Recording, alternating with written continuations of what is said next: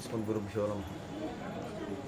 श्रीशैलेशदयापात्रं धीभक्त्यादिगुणार्णवं यतीन्द्रप्रवणं वन्दे रम्यजामातरं मुनिं लक्ष्मीनाथसमारम्भां नाथयामुनमध्यमाम् अस्मदाचार्यपर्यन्तां वन्दे गुरुपरम्परां यो नित्यम् अच्युतपदाम्बुजयुग्मरुक्मव्यामोहतस्तरितराणि तृणाय मेने अस्मद्गुरोर्भगवतोस्य दगैकसिन्धो रामानुजस्य चरणौ शरणं प्रपद्ये मातापितायुवतयस्तनया विभूतिः सर्वं यदेव नियमेन मदन्वयानाम् आद्यस्य नः कुलपतेर्वकुलाभिरामं श्रीमत्तदङ्घ्रीकुलं प्रणमामि भूतं शिरश्च महदाह्वय भट्टनाथ श्रीभक्तिसारकुलशेखरयोगिवाहान् भक्ताङ्घ्रिरेणुपरकालयतीन्द्रमिश्रान् श्रीमत्पराङ्कुशमुनिं प्रणतोऽस्मि नित्यम्।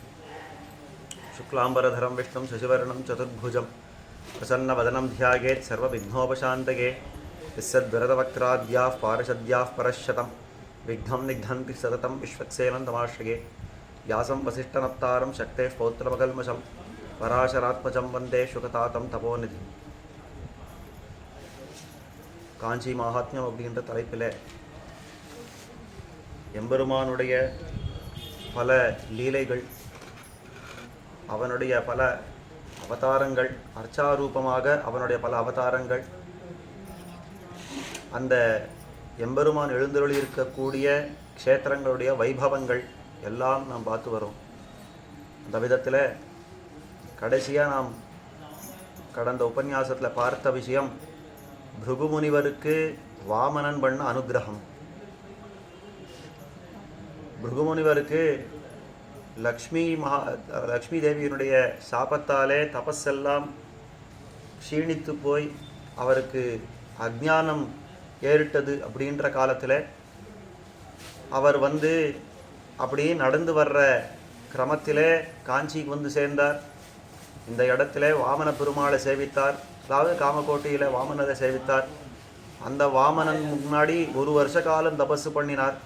அந்த தபஸுக்கு மெச்சி எம்பெருமான் வாமனனா காட்சி அளித்து இந்த பிருகுமுனிவருக்கு தானான தத்துவம் என்ன அப்படின்றத காட்டி கொடுத்தார். இதுவரைக்கும் போன உபன்யாசத்தில் பார்த்தோம் 21வது அத்தியாயத்தில். இப்போ தானான தன்மை அப்படின்னா சாமானியப்பட்ட விஷயம் இல்லை. அவனுடைய பரத்வம் எப்படி இருக்கிறது, அவனுடைய வியாப்தி, அவனுடைய ஈஷித்ருத்வம் எல்லாம் எப்படி இருக்கிறது அப்படின்றதெல்லாம் பறக்க காட்டினார் பெருமாள். இதுதான் இருக்கிறதுலையே மிகப்பெரிய தத்துவம். நான் அகமேவ பரந்தத்துவம் ஆரம்பித்து சொன்ன விஷயங்கள் தான் ரொம்ப ஆச்சரியமான விஷயம். அதை தான் போன உபன்யாசத்தில் பார்த்தோம். அது மேலுண்டான சில விஷயங்கள் நாம் இப்போ அனுபவிக்க பிராப்தம்.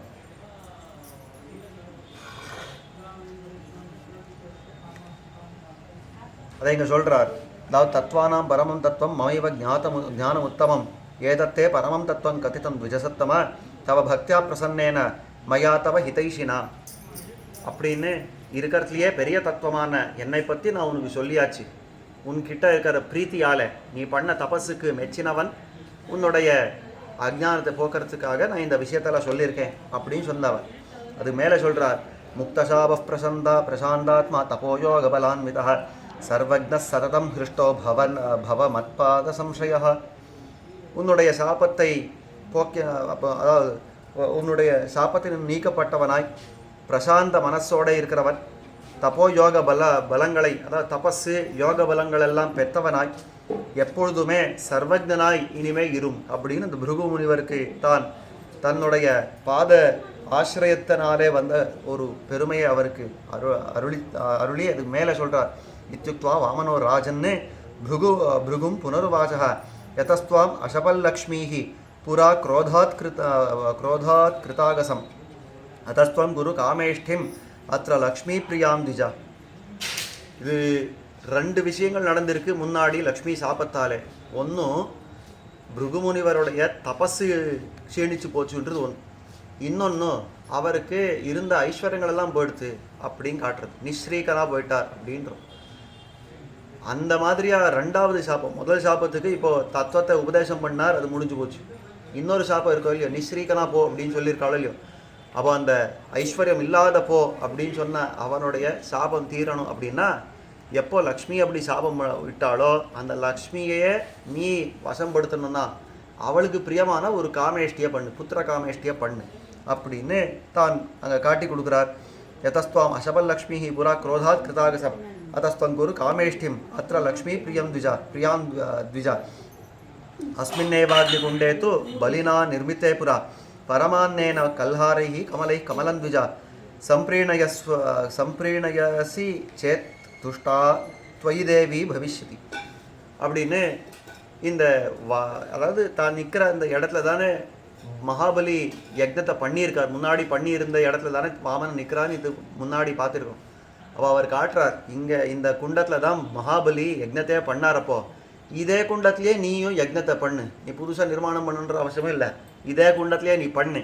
அந்த யக்னத்தை பண்ணால், அந்த காமேஷ்டி யக்னத்தை பண்ணால் உனக்கு அதாவது தாமரைகள், கல்ஹார புஷ்பங்கள், இந்த மாதிரி பரமான்னம், இந்த மாதிரியான வஸ்துக்களெல்லாம் கொண்டு நீ ஹோமம் பண்ணாயே ஆனால், நீ அந்த பிராட்டிய பிரீத்தி அடைய பண்ணாயே ஆனால் உனக்கு வேண்டித்தெல்லாம் கிடைக்கும் அப்படின்னு பிரசன்னாத்வயி சம்ஹிருஷ்டா குண்டாத் அஸ்மாத் வினிர்கதா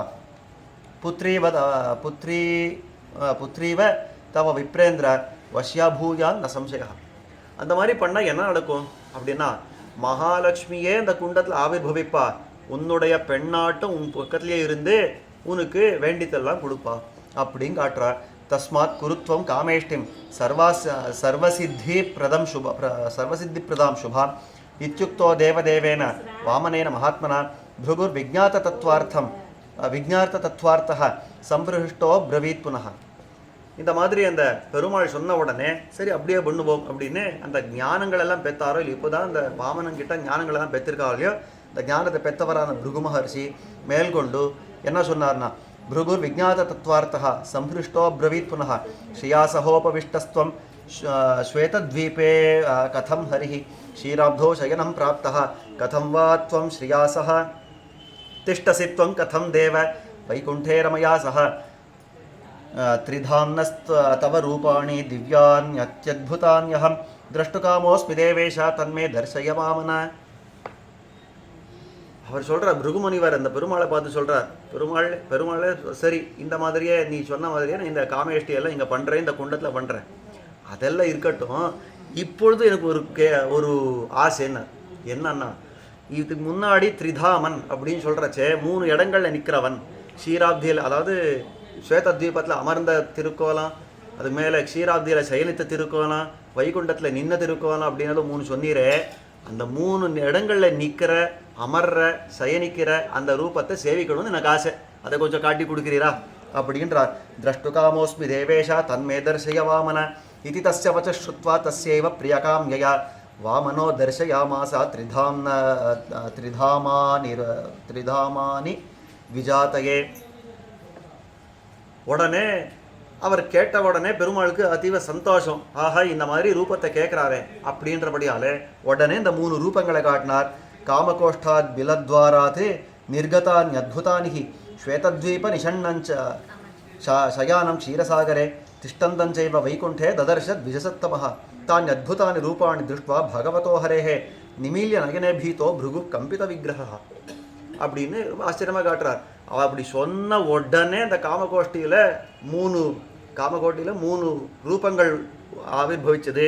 அதாவது ஸ்வேத தீபத்தில் அமர்ந்த திருக்கோலத்தோட பத்மாசனத்தில் பெருமாள் எப்படி எழுதியிருக்காரோ அந்த மாதிரி ஒன்றும், அதே மாதிரி க்ஷீராப்தியில் பெருமாள் பாம்பு குடுக்கையில் சயனித்திருக்கிறாரே அந்த மாதிரி ஒன்றும், 3வது வைகுண்டத்தில் நிற்கிறாரே அந்த மாதிரி ஒன்றும், 3 காட்டுவிட்டார், பெருமாளும் காட்டுவிட்டார்.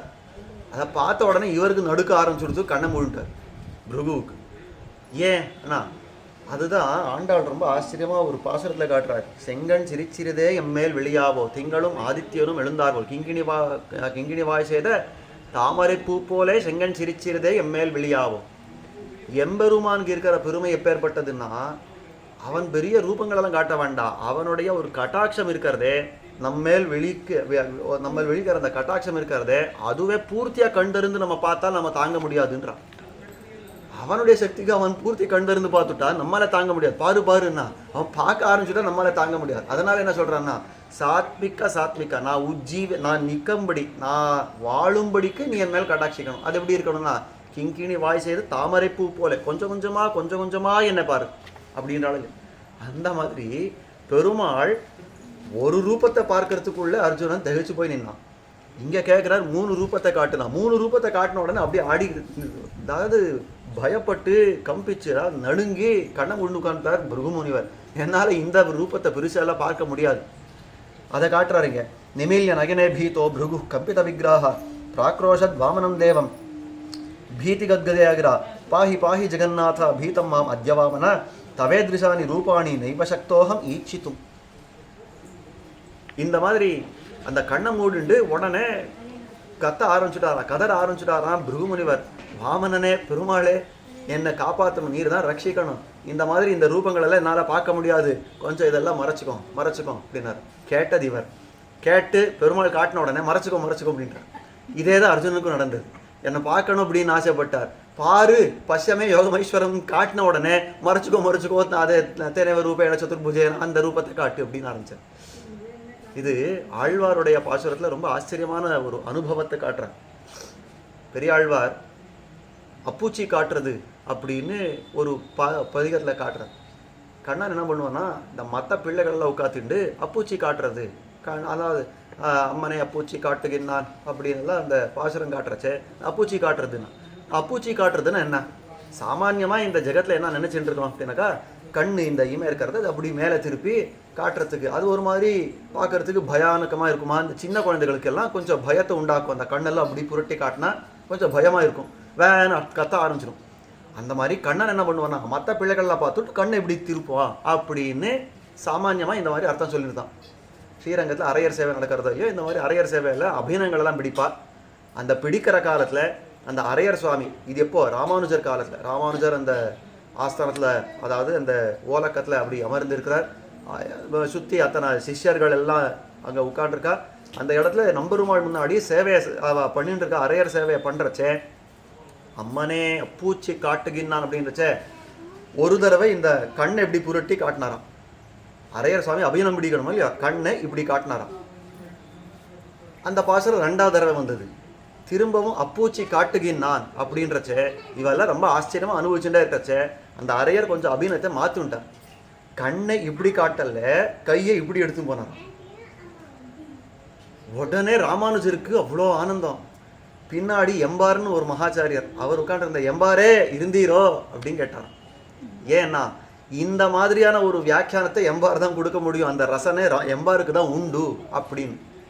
என்ன நடந்தது அப்படின்னா, அரையர் சுவாமி இப்படி கண் காட்டின உடனே பின்னாடி எம்பார் இருந்தாரோ இல்லையோ, அவர் பார்த்தாரா, இந்த லோகத்தில் இருக்கிற குழந்தைகள்கிட்ட கண்ணன் இந்த கண்ணை புரட்டியா காட்டணும்? இல்லை, கண்ணன் நம்மோட பிறந்தவன், ஆயர் புத்திரன், இந்த மாதிரி எல்லாம் நினைச்சுட்டு இருக்கிற காலத்தில் தன்னுடைய சங்க சக்கரங்களை ஒரு நிமிஷம் காட்டுட்டா குழந்தைகள் பயந்து போயிடும். அவன் கண்ணெல்லாம் புரட்டி காட்ட அவசியம் இல்லை, ஒரே ஒரு க்ஷணம் சங்க சக்கரங்களை காட்டுட்டா பயந்து போடும், ஐயோ யாரோ அப்படின்னு. அந்த மாதிரி அந்த அப்பூச்சி காட்டுறதுன்னா புதுசாக ஒன்றும் பண்ணுறது தேவையில்லை. தன்னுடைய நிஜ ரூபத்தை அந்த சங்க சக்கரங்களை பிடிச்சு காட்டினான். கையை இப்படி காட்டுறதுக்கு பதிலாக இப்படி காட்டினாராம். எம்பெருமானார் ஆடி போயிட்டார். இப்படி ஒரு அனுபவமா அப்படின்னு அவர் அனுபவித்தார் அப்படின்னு சரித்திரம். எதுக்காக சொல்ல வந்தேன், இந்த குழந்தைகளெல்லாம் பயன்படுத்தணும்னா சங்க சக்கரங்களை பிடிச்சா தன்னுடைய நிஜ ரூபத்தை காட்டுறார் அப்படின்னு இருக்கோ இல்லையோ. அப்போ அதுதான் இங்கே பிருகு பட்டிருக்கார். தன்னுடைய நிஜரூபம் பார்த்த உடனே பயந்து போயிட்டார், நடுங்கு போயிட்டார் பிருகு முனிவர். அதை மறைச்சிக்கோ அப்படின்னு கதற ஆரம்பிச்சுட்டார். அதை காட்டுறதுங்க. பிராக்ரோஷத் வாமனம் தேவம் பீதி கத்கதயாகிரா பாஹி பாஹி ஜெகநாதா பீதம் மாம் அத்யவாமனா தவேத்ரிசானி ரூபாணி நைவசக்தோகம் ஈக்ஷித்தும். இந்த மாதிரியான பெரிய ரூபங்கள் எல்லாம் பார்க்கறதுக்கு என்னால் சக்தி இல்லை பெருமாளே. இந்த மாதிரி சயனிச்ச, அதாவது அநேகமாக எல்லாரும் கேட்கறது உண்டு, நான் ஏன் சீராப்தியில் போய் சேவிக்க முடியாது, நான் ஏன் வைகுண்டத்தில் போய் சேவிக்க முடியாது. சேவிக்கிறதுக்கு முதல்ல எனக்கு சக்தி உண்டான்னு யோசனை பண்ணணும். பெருசாக ஆசைப்படுறது பெருசு இல்லை. அந்த இடத்துல பெருமாள் அந்த மாதிரி காட்டினா போய் சேவிக்கிறதுக்கு எனக்கு சக்தி உண்டா முதல்ல யோசனை பண்ணணும். சக்தி வந்ததுக்கு அப்புறம் அங்கே போய் சேவிக்கலாம். அதுதான் காட்டுறாருங்க. தவேத்ரிசானி ரூபாணி நைவ சக்தோகம் ஈக்ஷித்தும் இதி ப்ருவந்தம் உத்வீக்ஷ்ய பீதம் த்விஜவரம் ததா தவைவாந்தர்ஹிதான்யாசம் த்ரிவிதானி புனர்பிலே அந்தர்ஹிதேஷு ரூபேஷு த்ரிதாம்னः கமலாபதேः भृगुः संस्तभ्य चात्मानं वामनं पुनरब्रवीत् தத்ரைவாந்தர்ஹிதான்யாசம் த்ரிவிதானி புனர்பிலே அப்படின்னு அந்த புருகு நடுங்கிறத பார்த்த உடனே பெருமாளுக்கு ஒரு கருணை வந்துருத்தோ, உடனே மூணையும் மறைச்சுட்டார். அந்த 3 ரூபத்தையும் மறைச்சுண்டு பழையபடிக்க வாமனனா தன் முன்னாடி நின்னார். புருகுவே கவலைப்பட வேண்டாம், இதோ கண் திறந்து பார், ஒன்றுமே இல்லை இங்கே முன்னாடி அப்படின்ட்டார். அதை காட்டுறாரு இங்கே. அந்தர்ஹிதேஷு ரூபேஷு திரிதாம்ன கமலாபதேஹே பிருகு சம்ஸ்தப்ய சாத்மானம் வாமனம் புனரப்ரவீத். உடனே தான் தேறினவராய், அதாவது கொஞ்சம் ஆஸ்வாசம் படுத்தின்ற பிருகு உடனே பெருமாளை குறித்து சொல்றார். அசக்கியானி மயைத்தானி திரஷ்டும் ரூபாணி யத்தவ தஸ்மாத் சௌமியானி ரூபாணி மஹ்யம் சந்தர்ஷயாதுனா. பெருமானே, நான் 3 ரூபங்களை சேவிக்கணும் ஆசை கொண்டிருக்கிறேன். ஆனால் சேவிச்சா இந்த மாதிரி பயம் வருது. ஆனபடியாக என்ன பண்ணலாம்னா, நீயே சர்வசக்தியோ இல்லையோ, ஆனபடியால் உன்னுடைய இந்த 3 ரூபங்களையும் காட்டணும். ஆனால் எனக்கு பயம் வராதபடி காட்டணும். அது பண்ணு.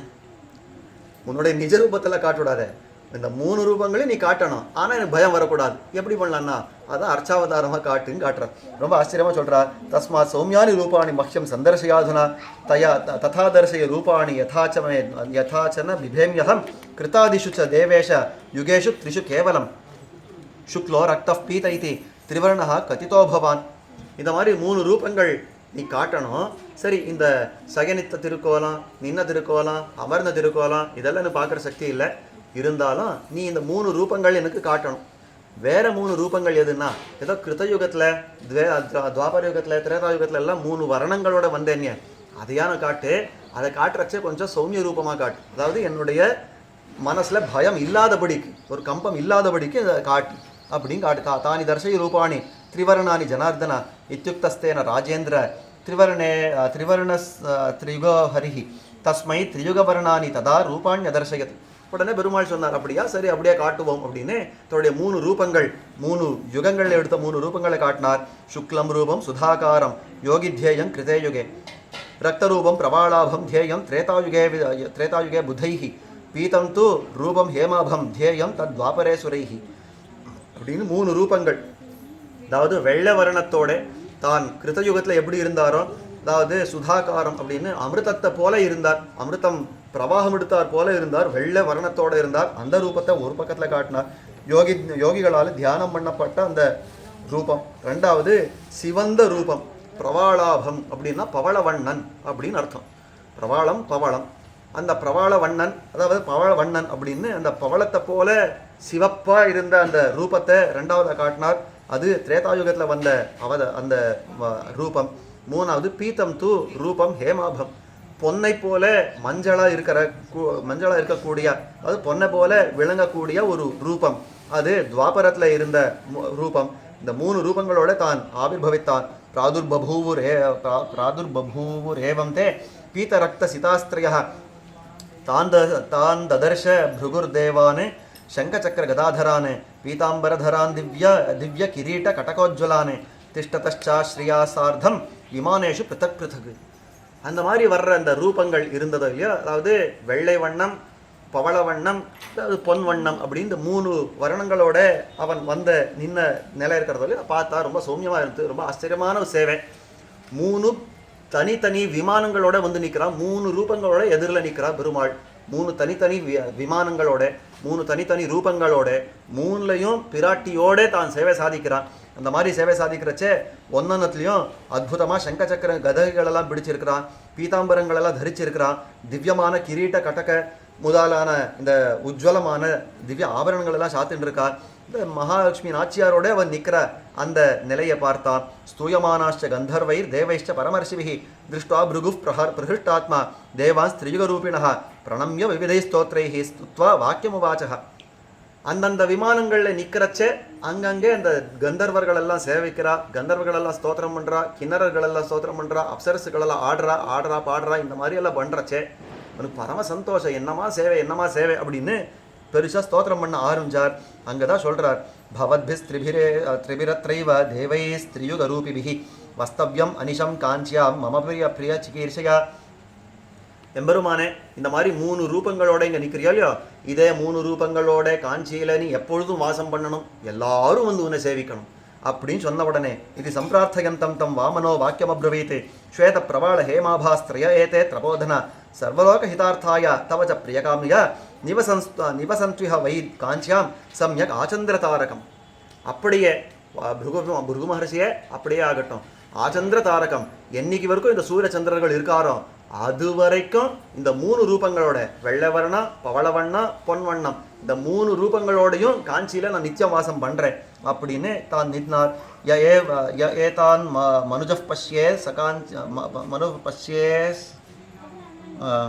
பஷ்யேத் காஞ்சாங் கமலலோச்சனான் சோனுபூயாகிலான் காமான் அந்தே சாயுஜ்யமாப்னியாத். இந்த மூணு பெருமாள்கள், இந்த மூணு எம்பெருமான்களை யார் சேவிக்கிறாளோ, இந்த காஞ்சியில் மூணு எம்பெருமான்களை யார் சேவிக்கிறாளோ அவர்கள் இங்கே இருக்கிறச்சேவும் வேண்டித்தெல்லாம் பெற்று கடைசியில் எம்பெருமானுடைய சாயுஜ்யத்தையும் பெற போறா அப்படிங்காட்டி இது தஸ்ய வசஸ்ருத்வா வாமனஸ்ய பிருகுஸ்ததா சம்ஹிருஷ்ட மானசோ பூத்வா காமிகாம் இஷ்டிமாரபத்து.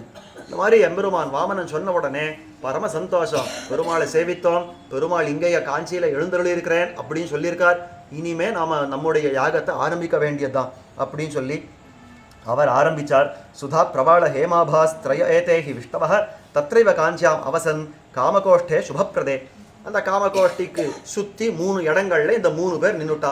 வெள்ளை, அதாவது அந்த ஸ்வேதவர்ணத்தில் ஒன்று, பவளவர்ணத்தில் ஒன்று, ஹேமவர்ணத்தில் ஒன்று, 3 பேர் நின்றுட்டா. தத்ரைவ காஞ்சியாம் அவசன் காமகோஷ்டே சுபப்பிரதே பிலஸ்ஸ காமகோஷ்ட சமீபே தட்சிணே நிருபா பிரதேசேன் யவசத்தேச தேவஹ சுதாகார சுபப்பிரதா அப்படின்னு இந்த காமகோட்டிக்கு தட்சிணத்தில் தெற்கு பக்கத்தில் தான் சுதாகாரனா வெள்ளை வர்ணத்தோடு அங்கே நின்னா. பிலஸ்ய பூர்வதிக்பாகே பிரவாளாபோ வசத்தரிகி. அந்த காமகோட்டிக்கு அந்த பிலத்துக்கு பூர்வத்தில், அதாவது கிழக்கு பக்கத்தில் பவளவண்ணன் அவங்க நின்னார். பிலஸ்ய உத்தர திக்பாகே ஹேமாபோப்யபவத்தரிகி அப்படின்னு அந்த காமகோட்டிக்கு வடக்கு பக்கத்தில் அவன் ஹேமாபன் அப்படின்னு பொன்மன்னன் அங்கே நின்னார் எம்பெருவான். பிலத்வாரே வாமனோபூத் சர்வகாம பிரதோன்றுணம். இந்த 3த்தையும் பார்த்துட்டு வாமனன் நடுவில் இந்த பிலத்வாரத்தில் நின்னார் அப்படின்னு இவர்கள் நின்ன நிலையை காட்டினார். பிரபாள வர்ண சுதாகர கிருதேஷ்ச ததைவ ஹேமாபதனோசு தனோர்முராரேஹே ஷிண்வந்தி ஏவை சரிதான்யஜஸ்ரம் தேயாந்தி முக்திம் புவி புக்தபோகாக அப்படின்னு இந்த சரித்திரத்துக்கு உண்டான பல ஸ்ருதியை சொல்லி இந்த அத்தியாயத்தை முடிக்கிறார். இந்த பவளவண்ணனுடைய இந்த கதை, அதாவது இந்த எம்பெருமான் ஸ்வேதவர்ணனா வந்தது, பவளவண்ணனா வந்தது, பொன்வண்ணனா வந்த இந்த கதையை யாரெல்லாம் கேட்குறாளோ அவர்களுக்கெல்லாம் முக்தி, அவர்களுக்கெல்லாம் முக்தி கிடைக்கும். அது இந்த லோகத்தில் இருக்கிறச்சே எத்தனை போகங்களோ அதெல்லாம் அனுபவித்து கடைசியில் எம்பெருமானையே போய் சேருவா அப்படின்னு சொல்லி இந்த அத்தியாயத்தை முடித்தார். இது மேற்கொண்டு 22வது அத்தியாயத்தில் வாமனனுடைய ஆணைக்கிணங்க அவர் காம புத்திரகாமேஷ்டி யாகத்தை பண்ணாரோ இல்லையோ பிருகுமுனிவர், அங்கே என்ன நடந்தது, அது மேலே மத்துமுண்டான எம்பெருமான்களோ இல்லை பார்கவின்னு பேர் பெற்ற அந்த பெருந்தேவி தாயார் எப்படி ஆவிர்பவித்தா, இது வரைக்கும் வரதன் எப்படி வந்துட்டான்னு பார்த்துட்டோம், பெருந்தேவி தாயார் எப்படி வந்தான்னு பார்க்க வேண்டாமா, அதெல்லாம் மேற்கொண்டு இருக்கிற சரித்திரத்துல எல்லாம் மேலே சொல்ல போகிறா. என்னன்றதை அடுத்தடுத்த உபன்யாசங்களில் அனுபவிக்க பிராப்தம். ஸ்ரீமதே ராமானுஜாய நமஹ.